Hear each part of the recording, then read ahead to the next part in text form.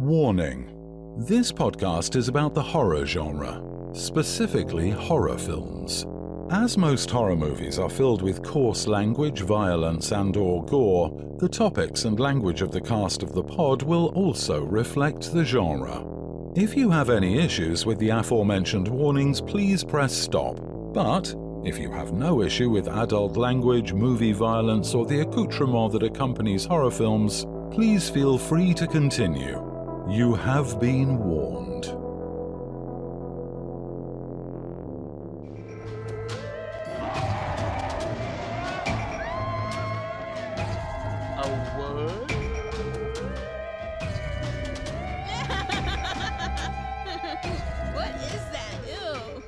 All right, welcome back to the Cast of the Pod, the podcast where you hear our mix and our memories of different horror movies throughout the ages. Today, with me and Deb, we have our special co-host, Cob Web. Cob Web, how you doing?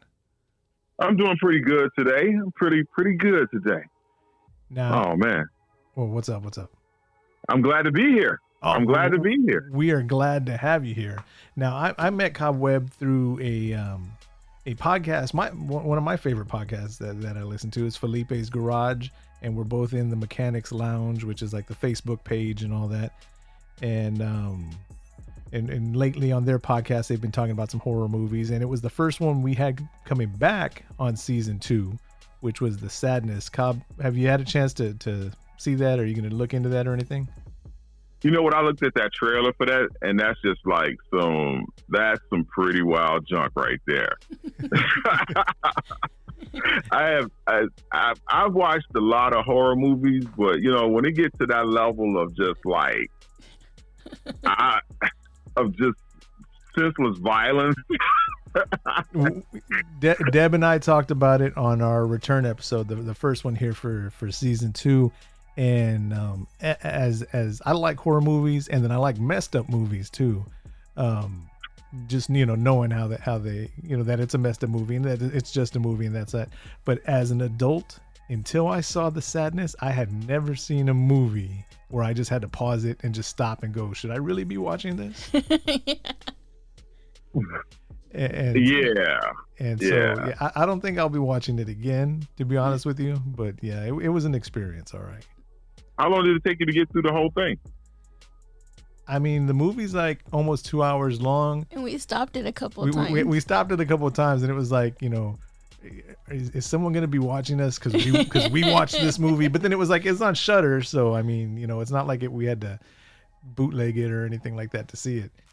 So okay, yeah, since it was available to the mass markets, I figured, okay, it's safe. Might as well keep on watching it. You got lucky on that one. Yeah, you got lucky on that one. Yeah, but talking about a movie that got Deb and I shook. Now, this is a rated R movie that came out in 2013. It's called The Conjuring. And you and I talked a little bit about it before we started recording. But did you know that this movie was rated R and there's barely any kind of blood in it and next to no cussing? They rated it R just because of how scary the movie is. You know what? I didn't even know that, but I believe it. I believe it for real, because that junk scared the living piss out of me. I'm sorry. That scared me. Now that I think about it, that you're right. Like they say a couple of cuss words, but not. Yeah, there's not really much of anything other than the suspense and the horror. Cob Web, did you see the movie back in the day when it came out back in 2013? I did see it in 2013 when it came out. I had actually rented it at the DVD, and I watched it, and man, it took me a while to get through it. You know, I mean, that literally, like, I'd be at home, I was watching it at the crib, and I was just drinking. I was at home by myself. You know, mistake number 1. Yes. You know, and mistake number 2 was I had a couple beers, so I was feeling kind of lightheaded. You know, and then, man, that junk right there. Did you have the lights off? I had them off at first. Right. I had them off like at first, but you see, this how I knew I was scared. because when I would go get something out of another room, I would leave the light on in the room. Yep. We saw it in the theater, right? Yeah, the first time. we saw it in the theater when it came out, and that was like a phase in our lives when we were going to these movies. I think it was like a group of us. We all went together and saw it. And to be honest with you, I remember thinking, "Oh, this is a good movie," and it didn't affect me. It didn't stick with me or anything like that. But when you and I talked about watching it, you know, I have it on Blu-ray, and I realized I had it. I bought it on Blu-ray and never watched it. So so knowing that we were going to do this podcast today on Cast of the Pod, it was like, all right, let's go back and watch it. And I got scared. Like I legitimately had chills. And the only thing that stuck in my mind, and we'll talk about it a little bit more in depth, is the clapping scene when she's on the stairs. Dude, no. No. No. That I'm sorry. Go ahead. that was pure terrifying. That was pure terrifying. When she's sitting up there, I'm sorry, when you know that these kids are playing this game and you like something go wrong, you kind of anticipate and you feel it. But when you see them hands come out that closet and I forgot about that because I was just thinking about the stairs, and I forgot that the arms come out of that little closet part.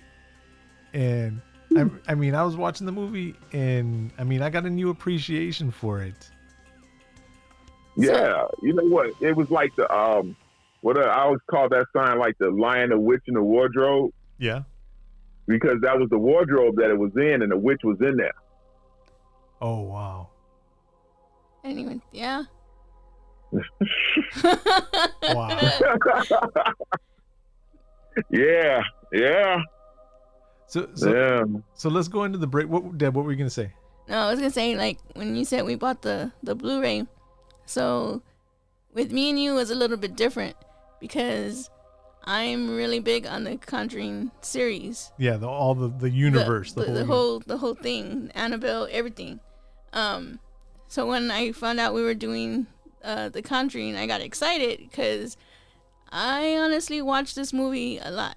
Like this one and World War Z are like, I take turns watching them at nighttime.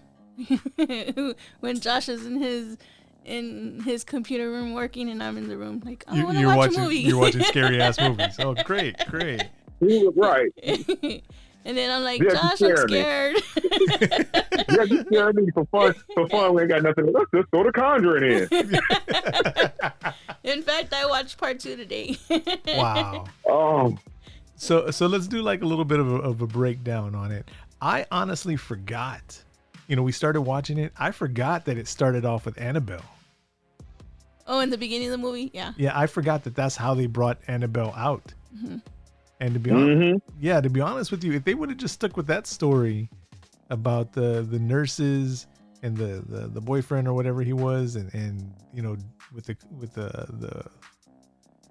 crayon on the paper and all that, If that it would was have just been that, but well, it goes into Annabelle, so I mean, Annabelle goes into a whole nother movie, so it was a slow burn.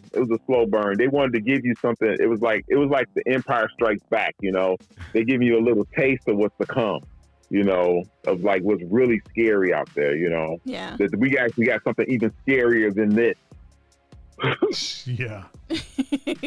Did you know? And it's one of those did you know things that I got off of IMDb. You know, so there's Annabelle. There's what was the other movie? Insidious. All this universe that's kind of tied together. They also did the Curse of La Llorona. Did you know that was part of this universe? No. Yes, and that's a real story. Oh yeah, we know about the weeping lady down here in San Antonio. Yeah. My buddy, actually, I work with a guy, and we were talking about it. And he said his family, they used to tell him that she'll come get you if you don't be good. So they used to really do that to the kids. Oh yeah. Us too. Yeah, us too, growing up in South Texas, and we heard about La Llorona. But see, Insidious. What was different with Insidious was it was the same guy that played in it, you know, and but it wasn't. I don't know. They were both kind of different. Yeah, yeah. He's a different character, right? Yeah, he is. He is. He plays the father in one in the Insidious, and he plays the husband of what's the family's name? The Warrens. The Warrens. Yeah. And you know what also makes it scary? I'm sorry. No, what's that? What's that? That they always put that disclaimer out there based on a true story. Yes. Now the mom and the oldest daughter from the house from Conjuring. Right. The movie we're talking about, I'm forgetting the name. But the mom, what was her name? Carolyn Perron, something like that. They were advisors for the movie. And in real life, Lorraine and Ed didn't exorcise the demon. They actually stopped them after a while and had to go to somebody else. So what we see in the movie about them saving the day and saving the kids and the mom and all that, it wasn't. That didn't happen. They had to go to somebody else. Ed and Lorraine couldn't do it. Wow. Whoa. Yes. Whoa. Yeah, it was so bad. I mean, and they still, because Ed and Lorraine were there on set, and the mom and the oldest daughter showed up as advisors and all that, and they were still good with each other and friends and all that. But yeah, they couldn't get all that out the house. You know, that's something I just never saw something like that going on, and in the concept of me saying, "Oh wow, there's just a ghost living in my house. I'm cool with that." You know, no. Have you ever seen Eddie Murphy Delirious? Have ever seen Eddie Murphy Delirious? I don't know if you remember the bit when Eddie's talking about the Amityville Horror. Oh yeah. Yeah. Well, that was a story. Amityville Horror, Ed and Lorraine were also part of, legitimately in real life. Like they investigated. You know what? Right, because they said at the beginning when they were standing on that stand, they were talking to him about Amityville. Yes. Mm-hmm. Yes, and I've done the audiobook for the Amityville Horror, and that is even more scarier than the movie. I would imagine, yeah. The books are always always better, scarier. yeah. Yeah, it's really scary because I didn't realize in that book that they were beating the kid. Oh yeah. They brought in a lot of bad vibes on themselves, not even counting any kind of spirits or possessions or anything like that. Yep. Wow. Yeah, that was rough. That was rough right there. That God, Ed and Lorraine, they get around. They're like Tupac. Dude. No, man, you called them mugs up on the 70s? Man, please. And first of all, I told my old lady this about that one with the Conjuring. I was like, when they had let them come over to their house that night, and they was like the next door neighbors, she said, well, they can stay over here. Mm-hmm. Let me tell you now, that ain't even gonna happen. You come to my crib, oh man, there's a ghost chasing us, blah, blah, blah, blah. Can we stay here for the night? No. You know what? I can do you one better. It goes 20, it goes 40, 60, he go to Holiday Inn. Right. Oh, you want the Sheridan? I got you right here. Turn on all the lights. But take that mess over there. Yeah. Hey, baby, take the welcome mat up. Take the welcome mat up. Oh, shit. Oh, man. But I don't know how much breaking down of the movie we're going to get into, but not even counting ghosts, not even counting possessions into it. I just don't see how you're going to go into a brand new 2-story house that you're not familiar with. You got boxes all over the place, and then you're going to play the clapping game blind up on the second story. Yeah. You don't know where the stairs are. Well, the first thing for me was that the dog didn't even want to come inside the house. That should have been a sign. I would have been like, yes. Josh, yes. Maybe we're making a mistake. He refused to go inside the house. Yeah. I trust my dog. I wouldn't do that. Yeah. and not to get into too much. I mean, people need to YouTube Eddie Murphy Delirious, but that's some to quote Felipe's Garage in the lounge. That's some WPS. That's some white people shit right there. Yeah. That the dog didn't want to go in, and then the next morning the dog's dead, and they're like, "Oh, it's okay. It just, you know." Well, because they were out in the farm, so it's fine. A bear must have got to him. Well, fuck that. Right. Yeah. Even bears. I don't want to be messing with bears. Because that's absolutely right. That's you know what? Here's the concept why.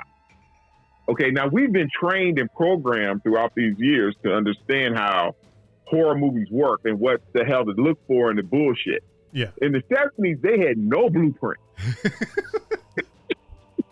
We were like, ooh, didn't I just move? Oh man, let me get the hell up out of here.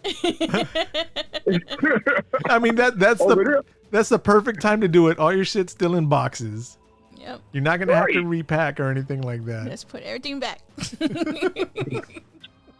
You know what? We'll come for it later. Let's just go. We might. Let's just start all over. Yeah. Well, that's something something they said in the movie. They're like, why don't you just move out? And he's like, well, we already put so much money into it and we've been rebuilding. Yeah. Birds are flying into the side of the house. They're all sleeping in the same room. Everybody's got the raccoon eyes because they ain't sleeping. Yep. And it just... So, number 1 was a dog. Number 2, the cellar was boarded up. Oh, yeah. Yeah. There's like a whole bunch of reasons not to say that. That was another thing. Hey, look, here's this hidden door to a hidden basement that wasn't, they didn't say nothing about it when they sold it. Let's just walk down here and find out what's down here. Oh, look, there's a whole bunch of stuff. See, but wait, we have the blueprint to know that that's not good. They were flying by the seat of their pants. Well, see though, but we can argue that point though, because like in zombie movies now, they act like they've never seen Night of the Living Dead and stuff like that, because it takes half the movie to realize that you need to shoot them in the head, or there's always that one person that, oh, I got bit, but it's okay, I'm just gonna cover it with my sleeve. Nobody will know. Oh yeah, that guy. Yeah. Just gonna hide it. I've seen everybody in the world turn because of this, but I'm gonna be okay. Yeah, that guy. Because I have immunity. Oh man, Cob Web, what is besides the clap out of the closet there? What part of the movie? Oh, go for it. That part when they were over there in the house, and there was a couple of them. The one when she was in the room, and she was saying that there was something in the corner, and it was talking to her. Oh, the little girl, the two sisters that are in that room with the at night with yes. Yes, that scared the shit out of me. And then they were like, they went and got Mom, and Mom was like, y'all cut this junk out, y'all full of shit. And then next thing you know, the dresser go flying across the room, and she's like, okay. I believe you now. It didn't take much. But that goddamn, when they went over there, like I said, going over to the neighbor's house, when the kid got up in the middle of the night and the Joker started coming down the hallway, what was his name? When he was like the guy with the hat or something like that in the movie. That was the name of the ghost or something. I don't remember that. Yeah, because he had a name. He was singing like some rhyme or something as he was coming down the hallway, because he was inside the kaleidoscope. Oh, Rory. Are you talking about the little kid? Oh, the little boy. He saw that was because that's why they took the kaleidoscope fairy with us. Yeah, away. That's Rory. That's the little boy, the one that ran down the stairs and threw all the frames. Right. Mm-hmm. Right, but the ghost, that was the name of the ghost. The ghost was enchanted by that. By the witch. No, yeah, but it was like two of them. Because there was the maid, there was the one that killed the maid, then there was Bathsheba. She was the main witch. She was the main one. There was a little boy. There was a man. In real life, there's 8 generations of family that died in that house by like suicide, by poisoning, by drowning. Like No way. 8 generations of the same family. Because the main one, she put a curse on the land. Well, that's in the movie. In real life, she didn't get tried for the Salem witch trials. Well, she did, but she didn't die. They didn't burn her at the stake or hang her or anything like that. She died of natural causes later on. Bathsheba. Mm-hmm. Yeah. So she got a whole life of just hexing on jokers. Yes. The hell out of here. All right, Deb, what are a couple of parts that got to you? Well, all of the clapping hands, like when she fell and when she went down the cellar. Yes. And then she had the flashlight and he was like, "You want to play a game?" And then he claps his hands next to her and the light turns off. Yes. But that part scared me. Let me see. One part when they were in the living room and the daughter, this was already when they were filming and stuff, and they were in the living room and the daughter's hair stood up, and then that's when they started, I don't know what it was, if it was the witch or which one was, but started pulling her, dragging her from her hair. I know why that affects you. No, I know that why that affects you. But yeah, that part, like, really, I was like, ah. Cob Web, I don't know if you've ever heard any of our other podcasts or any of the, I think we talk about it early in the first season of Cast of the Pod, but Deb and I went to Portland, Oregon to go shoot a video for a friend of ours that works for Strange Music now. His name's Tragedy 503, and we went to go film a video for him out there in Portland. And we went in. Do you know about the Shanghai tunnels in Portland, Oregon? Shanghai tunnels in Portland, Oregon? Yeah. No. Well, it used to be since they're right there off the coast. What would happen was they had these frontier towns and all that. And okay. And when the Chinese were helping with the making the railroads and everything. What they would do is, if you were drunk or if you were all messed up out in the bar or somewhere in town, they had these trap doors that you would fall down underneath the buildings and they'd beat the shit out of you. And by the time you woke up, you were on a ship heading to China or heading to somewhere else where you're going to be out for months at a time. And so we were filming in and it's the whole historical society in Portland, Oregon. They have all that stuff going on down there. And we were filming this video, and the whole time they're telling us ghost stories about how people died in the tunnels and all that stuff. And as we're walking out, our batteries kept on dying on our radio because we had to play the track, that way we get the audio mixed right and everything like that. I don't know how many batteries we went through, but as we're walking out and we're going up because it's a ladder to get from underneath the streets. I mean, you can go there now, but we had a permit to get into a section that wasn't open to the public. And Deborah's hair, she had a ponytail, and her ponytail like stood straight out from the back of her head, like perpendicular from the back of her head. And yeah. And so I know I didn't think she was going to bring it up during this podcast, but I know every time I've seen it, I've thought about when that happened. Well, I wasn't, but that part scared me because it reminded me of that. Yeah. So like every time I see it, but yeah, the hands, and then that part. Like, I don't like anything like coming up from behind me. Scaring you. Who does? Yeah, true. For me, I was watching the movie and I was thinking, I'm like, you know what? The worst thing that you can do to somebody is let their imagination get to them. And they weren't showing anything. They weren't using any kind of graphics, any kind of, SFX or anything like that. And I was like, man, they must have saved a whole bunch of money. There's no CGI going. And then all of a sudden, I think it was Lorraine that was hanging sheets outside. Oh, yeah. It was Lorraine. And then it just blew in the wind, and it took the shape of something, and then it flew off in the air. Right as soon as I'm thinking, man, there's no graphics in this movie. And then the sheet hit the wall in the house, and then that's when the witch was standing in the window. At the window.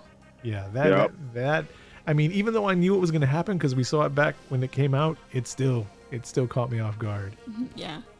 Yeah, that whole they tried to do that whole exorcism. That was shit. I don't know. That was a shit show. because no way on earth should they have done it like that. Nope. When she went and started levitating in the air in the chair, I knew what she was going to do. Well, I knew that she was going to break that doggone chair, and they didn't even really think about it until the second that that witch is freaking loose. Yeah. And I don't understand why they even left her alone with the kid. I know. That's what I was thinking that too. Like when they went to the hotel. That was the least favorite kid. Well, it was two of them. It was two that she had. It was the little one, and then with tax season had already gone by. They got the credits for that year. Babysitters are expensive, and the other ones can take care of their own. No. So let me tell you the second scene for me that really got to me. It was when Lorraine was hiding, not in the closet, but behind the cabinet.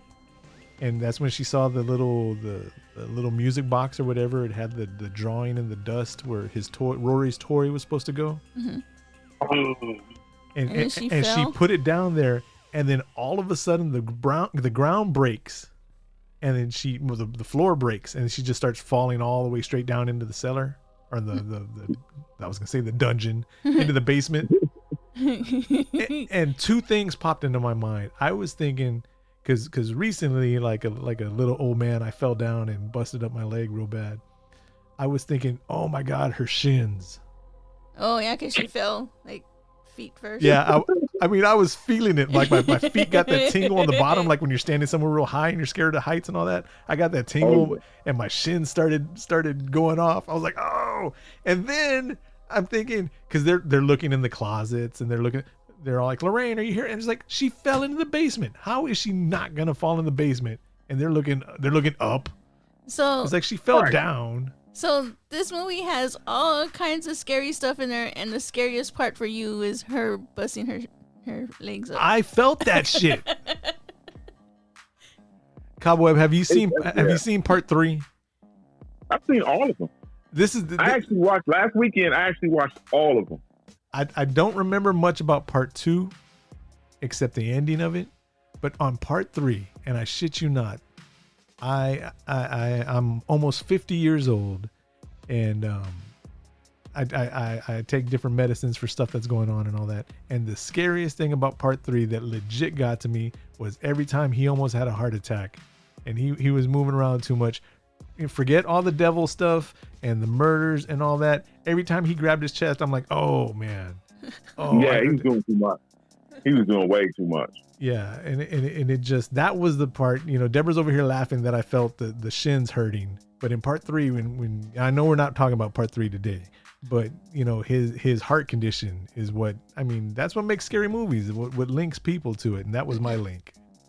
Yeah, I know somebody personally who has seen an exorcism take place. Oh my God. Yeah, they had to leave. Well, they had to leave the room. I would imagine. Yeah. She was at a Bible camp, and she said that when she was at camp, they had something was going on with the walls were shaking and all that whole thing and all that stuff, and there was a girl and she was doing all the moving and all that other stuff up in there. So they went and got the ministers in the camp, and they asked all the virgins that were in the room to leave. Oh shit! Right? You can't be here. Get out. And then they said after that point, they heard him doing the freaking casting out of demons. Oh wow! And I believe her. Yeah. Oh yeah, I believe her.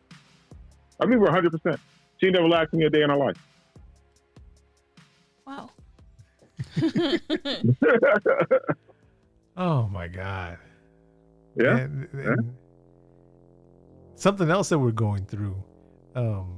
They did some blood work on Deborah the other day, and this just ties into what from the movie and associating stuff with it. Deborah has these random bruises on her arms now. Yeah, but I mean, we know they're from the IVs and the blood work. But I mean, it's just the timing of it all was. Yeah, he was like, she's like, I have this bruise right here, and Josh looks at me, and I'm like, it's not the same. It's not. And I am going to a doctor. Okay. Okay. Josh, don't leave her alone with the kid. Yeah. Oh man. But I don't know. It just I wonder in real life how it happened, because they were there at some college talking about all the stuff they went through and talking about Annabelle and all that, and then all of a sudden some college kids walks up and says, hey, you know, here's Carolyn, she wants you to go Ghostbuster her house. And then, you know, like the same day they show up at her place. Was it the same day? Well, that's how they made it look in the movie and all that. But can you imagine in that world where there's no communication, like how there's social media and all that now, and you're just taking people's word for it? That's how it was back in the 70s, man. That was a whole different animal. It was completely different from the 80s. You know, I mean, I grew up in the 70s a bit, you know. I mean, I'm 48. So I remember the 70s pretty well. You know, there was you get away with a lot of stuff in the 70s that you think that you couldn't get away with. Oh yeah. You know, I believe it, because people used to tell you, look, you have to take people's word on this stuff. You know, you have to look them in the eye. You know, and if you believe it, then you believe it. You know, like you always got to look somebody in the eye. You can tell if somebody just pulling your leg or if they're doggone serious. And that woman had the look of terror in her eye. She did. You know, that you have to believe it. That's what it is. You know what? Talking about that, it reminds me in the movie, in The Conjuring, where they flash back and she says, oh, the first time I saw you. And then they show like the shadow thing behind the kids and all that, the way that Lorraine had seen it. Mm-hmm. That was kind of creepy. And she saw it like multiple times. All over the place behind all the different kids. And yeah.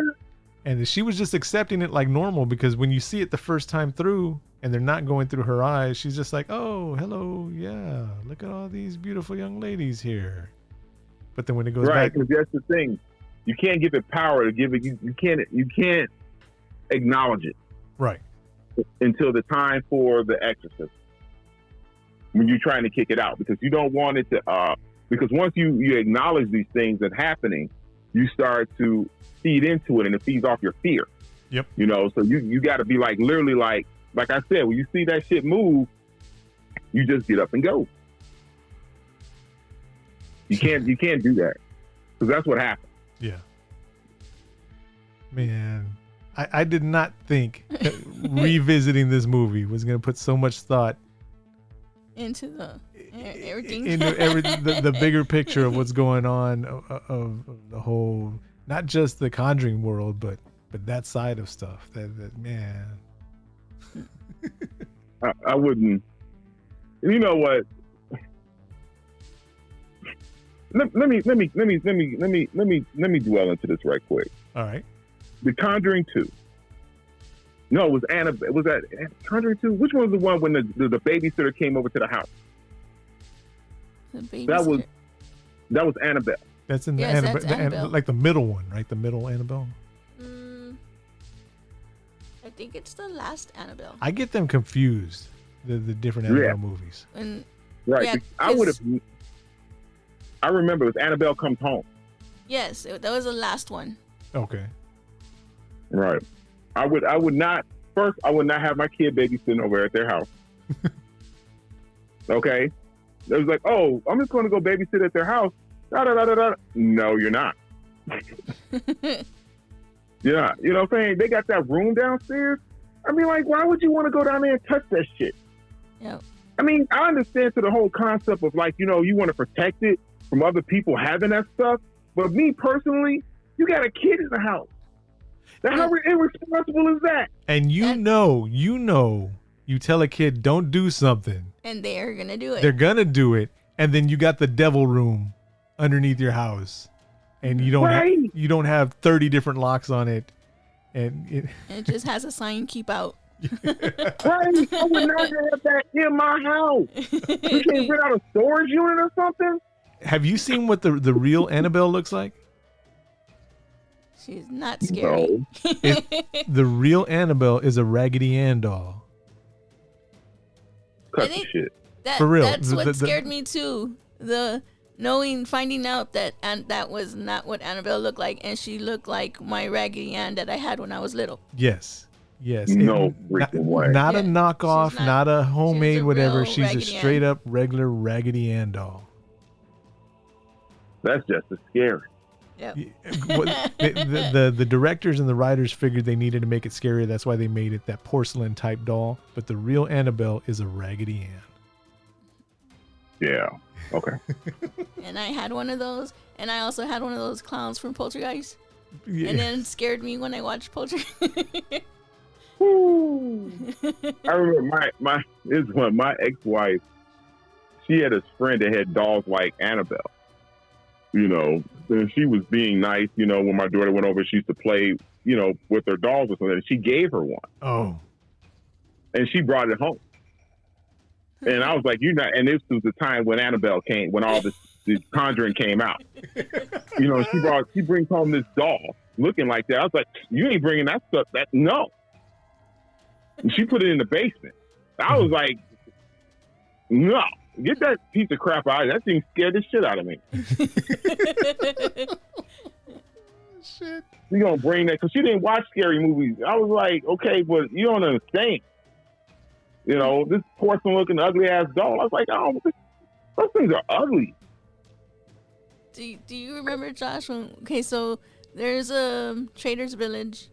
Oh, yep. Remember the porcelain doll? Yep. The lady was trying to get me to buy it, and she was like, "Oh, it's calling you," and I was like, "No, thank you." She's like, "This doll really wants you to have her," and it wasn't an Annabelle type doll, but it was a smaller porcelain doll with a prom type dress. It was blue. Now I normally don't go into descriptions like this, but just so you can know, Cob Web, the description of this lady, Trader's Village is a flea market down here in San Antonio, and up in front is like where the newer stuff is, the stuff where that you can find in stores and all that. And as you work your way back, that's when they just start letting everybody else have booths, and you know, and yeah, and you get to regular people in the middle, and then you get to the fringe of crazy people as you get further back. Mm-hmm. Mm-hmm. And this lady, I shit you not, have you seen Gremlins? Yes. Okay. This was a little elderly Asian lady that had one eye all jacked up. Like the guy that sold Gizmo in Gremlins. Oh my God. And I walked in there because I forgot. She didn't have any other dolls. She had like linens and savanas and bed covers and stuff like that. And then the doll sitting on a chair next to a cradle in the back. But at that time, we were going around looking for games. Yeah, we were video game hunting, and that's where you find all the stuff like loose in boxes. Yeah, so we went in there looking for games, and then I looked up and they saw the doll, and she saw me look at the doll, but I didn't touch it. Didn't ask about no price or anything like that. And she just she went and grabbed it and said, "Oh, this doll is calling you." I was like, no. There was like more that was said, but she's calling the wrong number. That's what she's calling. That ain't gonna happen. I don't have a phone. Sorry, my phone got disconnected. Oh man, to be honest with you, this isn't normally how we do the cast of the pod episodes, because we normally go more into the movies, but this is so much better. Yes, it's fun. Oh, shit. This is hilarious. No, I'm gonna take that freaking doll. You forget. You know what? That scares. You know what? See, at first when you said it looked like the China person, I was like, it better not be no gypsy. Okay. Because those people terrify. Those people scare me. I do not mess. Oh shit. No. Ever since that flick, what was the Stephen King one?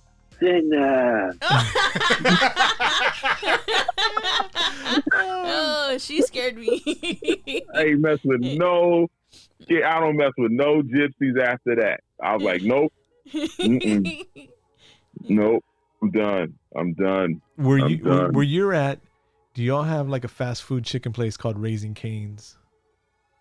Yeah, it's one down the street. Okay, I love Raising Cane's down here in San Antonio, and a lot of people are like, "Oh, well, Raising Cane's, my grandmother's chicken is better." It's like, well, I hope so. I mean, Raising Cane's is fast food, but anyways, normally we go. I get a 3-piece with a tea, and that's what Deborah gets also. And I knock that back like nothing. We'll park in the parking lot and eat right there, and then we'll drive home. And the other night was about a week ago now, Deborah? 2 weeks ago? Yeah. Talking about thinner. I got halfway through it and I just I couldn't finish it. And that Friday, I weighed 271.2 pounds. By Monday morning, after I left the ER, I was 255.1 pounds. Whoa! Because I got some haunted Raising Cane's chicken that expelled all the demons out of my intestines. And now, as of today, I'm still in the 250s. I'm 259. I'm eating normal and everything like that. But yeah. Oh. Why are you looking at me like that, Deb? Because you're talking about dinner. Cob Web reminded me when he said dinner, and I'm like, that's exactly what happened. Man.